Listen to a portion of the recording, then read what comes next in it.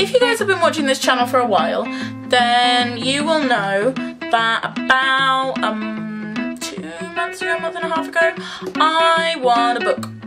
And the book that I won was from the Booktubeathon run by Ariel Bissett. All the links will be in the doobly-doo. And the book that I won was Ariel Bissett's favourite book, which is Everybody Sees the Ants by A.S. King. And it's the book that I'm going to review today because I finished this on Monday and I got some things to say about this book. So let's get started. Okay, so first things first, A.S. King, I've never met her, hadn't heard of her until I started watching Ariel's channel, but oh my god, I want to meet this woman and invite her to a Woodcraft Folk discussion event and just like, she's everything I like in a grown-up. And that's a really weird phrase, but what I mean by that is that a lot of grown-ups kind of dismiss teenagers and go, oh, well, they're a teenager, they'll get over it, or they'll learn, or they're still really young and they're childish and they don't really know what they want, and that's complete bullshit. And I don't understand how grown-ups can think that because, like, they were teenagers once, they all had to do it, like, there's no skipping from age 12 to age 20, it doesn't happen. Strange thing to kind of think, but there's an interview at the back of the book with her about this, and everything that I want from a grown-up. She sounds amazing, and I'd really love to meet her. And second thing I want to say is, again, linked to the person who gave me this book, which is Ariel, is that she did a video about appreciating the message and liking the art, and that's not like that they're two separate things, and I think that's completely true. And the reason that this book really reinforced that is because I adore the message. Like, I think it's a fantastic message to tell everyone, and that everyone ever should read this book. But I didn't adore the art. Like, I liked it, but it wasn't the best story. And that's not a major criticism because I don't think that this book is about the story. It's about the message. And the story that this message is told through is a really good story for that message. And I realise that I've said the word story and the word message like 50 times now, so I'm going to stop and move on to the next thing. So the basic plotline of this book is that this guy, Lucky Lindemann, has been bullied for as long as he can possibly remember by this guy called Nada or Nada or I don't know, it's an American book. You've got funny pronunciations of everything. So he's being bullied and his parents don't really know what to do about it, and the school doesn't do anything, and Nada's parents don't do anything, and he doesn't really have any friends to stand up for him or do anything about it, and he's really scared because he's been bullied his whole life, and it's just bad. And then combine that with the fact that his dad is kind of never around and really not emotionally available or even like physically available. He's never there because his dad was never around because he never came home from the Vietnam War, and that's affected how this guy parents, and that's a bad combination. And then because of that, his wife, Lucky's mum, is always at the swimming pool swimming because that's how she deals with her marriage, and that's really bad. And then simultaneously, Lucky is visiting his granddad in his sleep. So when he goes to sleep, he dreams of going to Vietnam and kind of finding his granddad and saving him. And that kind of edges on, like, is it real? Is it just a dream? Like, your first assumption would be to say, obviously it's just a dream. There's no way he could possibly be in Vietnam, except that when he wakes up, he keeps having these objects that he dreamed about. So a cigar, or stickers from an apple, or like just things that he was given during the dream. What happens that you learn very quickly in the book is that Lucky did social studies, which if you don't live in America is kind of like citizenship or philosophy or general studies. It's one of those kind of DOS about lessons where you have to take it, but it doesn't count for much, but you do kind of semi-interesting things. And what they had to do was kind of make a questionnaire, send it out, get people to fill it in, and then make some graphs and write an essay about what they discovered. And his question was, if you were going to commit suicide, how would you do it? And everyone at his school takes this to mean that Lucky is suicidal, and they kind of get all intervention-y and kind of plan things for him to do and monitor him all the time and make sure that he has to go to therapy once a week and all that kind of thing. And that all kind of mixes in to be the beginning of the book. So that's a quick overview. I think I would give this book like 4.5 out of 5 stars. It wasn't the best book ever, but it was really amazing, and I really enjoyed it, and I'm definitely going to read some other A.S. King books.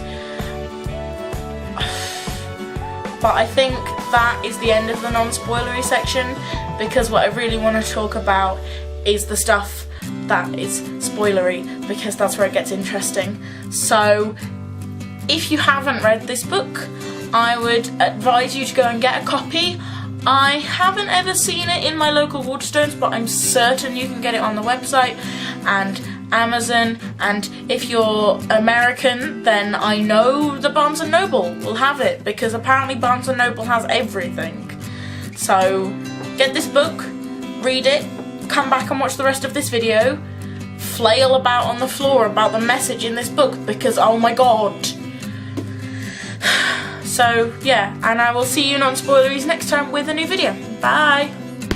Okay, so people who have read this book, can we talk about a couple things, please?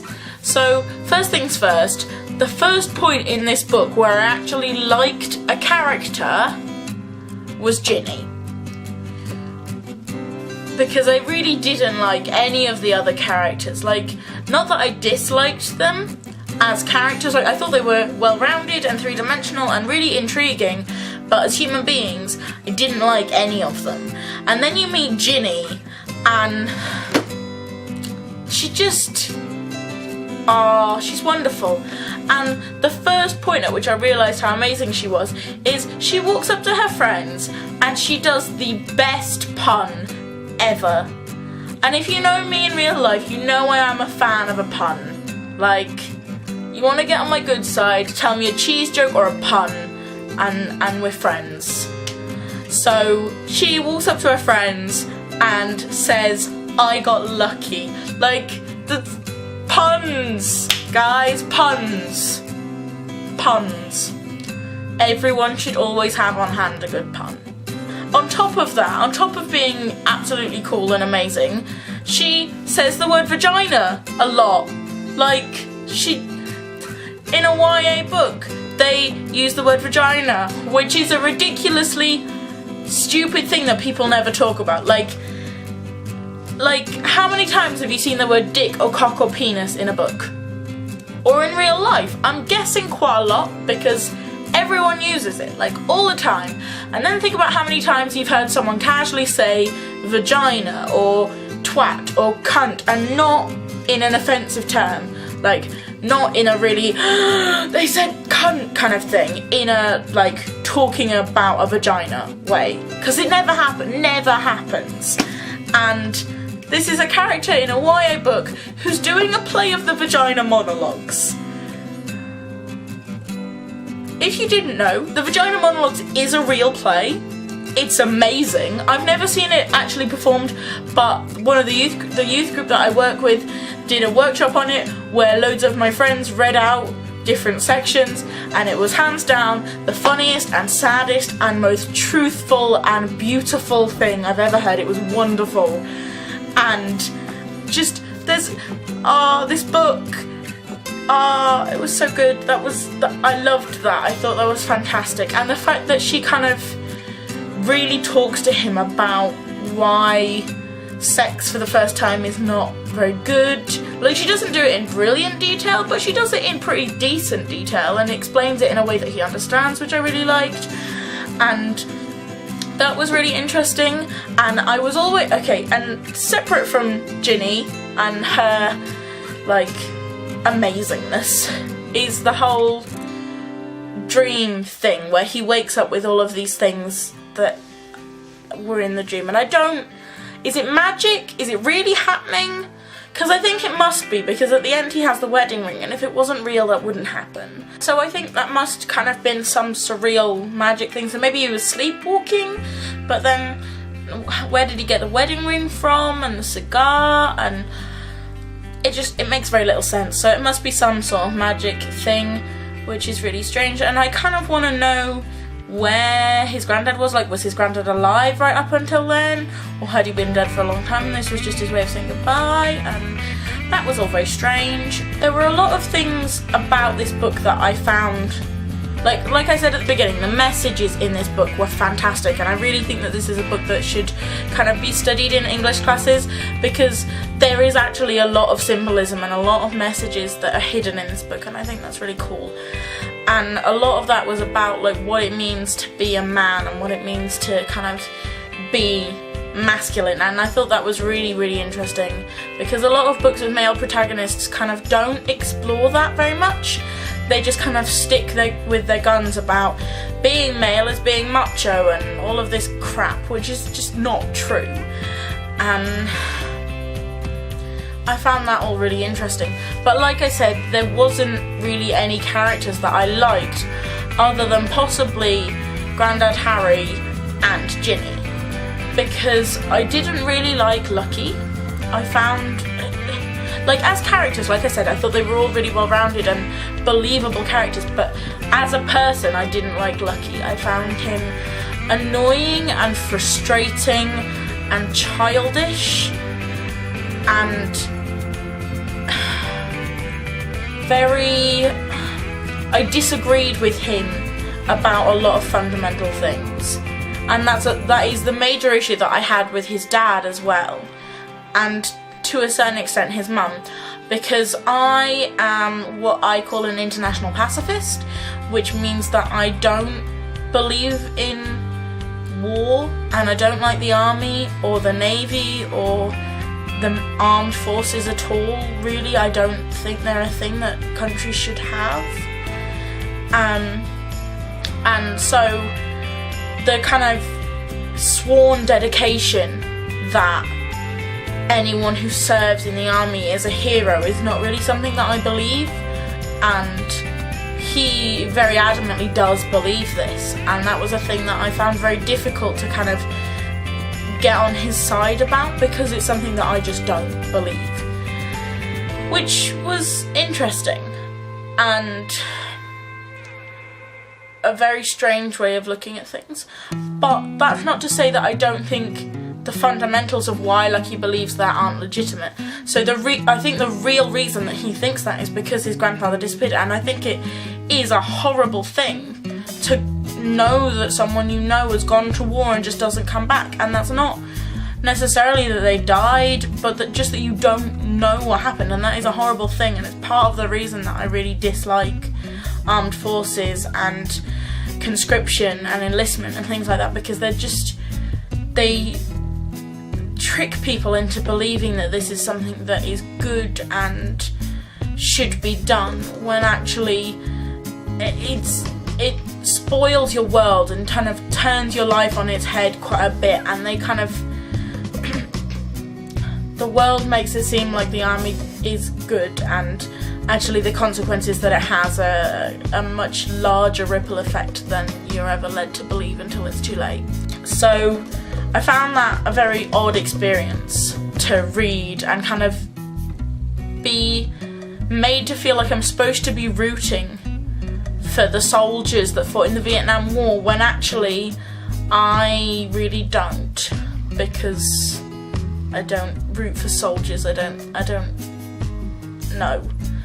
So that was strange and interesting, but really, really interesting to read about. I also don't think that any of it was unbelievable. Like, I didn't like any of that about Lucky, but that wasn't because I thought it was unrealistic characteristics, but just because those characteristics are so believable, and I don't like them in real people, so I definitely don't like them in fictional people, because 15-year-old boys are childish a lot of the time, and they don't know how to solve problems. And adults don't know how to solve problems, but they reassure you that they know what to do, and then actually they have no clue. And people who are depressed are often looked over, and people who aren't depressed but are just not happy are often singled out as being depressed, and that's really badly handled. And I thought it was a very interesting mirror to be looking at Grandad Harry, who was, for all intents and purposes, mentally pretty well, whereas the kids at school that Lucky goes to school with, some of them were obviously dealing with depression. And there's a point in the book where Lucky was obviously dealing with a really depressed point in his life. And the mirror between kind of veterans who come home from war and are often suffering from PTSD and depression and even bipolar sometimes, and that kind of the issues that come mentally as well as physically from injury of war, and the way that that's still mirrored even with people who aren't soldiers, because a lot of people experience those mental illnesses for lots of different reasons, and I thought that was a very kind of interesting way to look at it. I also thought that Aunt Jodie was a very strange character who I also didn't really like very much, for a number of reasons. She butted in where it wasn't appropriate, she was horribly rude, personally I think she cared far too much about what the people in her church group thought of her, and I found her incredibly annoying and upsetting. And again, something that I found in other books as well is that Lucky, if I had been in Lucky's position, I would have been much more vocal about my dislike for things and explained myself more, which was the thing that I found really difficult to like about Lucky, because he just didn't stand up for himself ever in any situation. Even when it wasn't to people who were hurting him, it was just to people that were being inappropriate and rude, and I found that really difficult to read through. But like it says in the book, and I think is true, that she does care, she just doesn't know how to handle it at all, and her mental health issues were not handled in a fantastic way, but I don't think that's because of the author. I think that's because Lucky wasn't handling them in a fantastic way, and neither was anybody else. Like, she obviously needed to be seeing a doctor and a therapist and a counsellor and that sort of thing, and she obviously wasn't. And I think it's sad that this book is quite so accurate to how mental health is handled in the real world, but it is pretty accurate to what happens, and I think that's really sad. But I thought this book was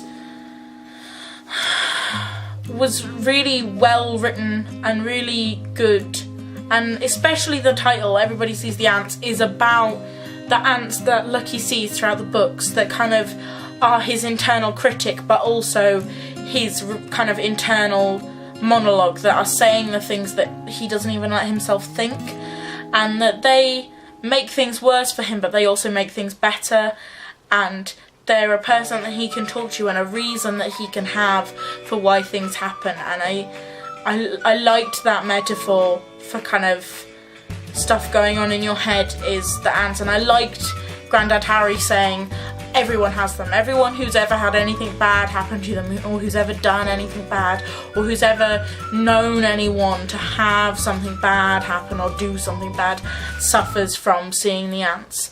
And that if there are any people who don't see ants, then they're outnumbered by people who do, kind of 1,000,000 to 1. And I think that's really true, and that no one really thinks about it, but that everyone is fucked up in their own way, and that has consequences for everyone. And I really loved the messages in this book. I thought it was fantastic. Like I said, the story didn't really do much, but the way that it was done was fantastic, and the way that it handled a lot of things very subtly was incredible, and I really enjoyed that. So I think this book is going to get like a 4 or a 4.5 out of 5 stars, because like I said, I didn't like the characters and the story didn't do much, but it was an amazing, fantastic book, and definitely one that will kind of be on my go-to recommends list, because I think everyone should read this and kind of think about it and discuss it and everything like that. So thank you very much, Ariel, for sending me this book, because it was really good and I really enjoyed it, and I will see you guys next time with another video. Bye! Can't even attempt to do that with this book, can I? I've now said the word pun so many times that it's lost meaning. Is that right? His face is huge.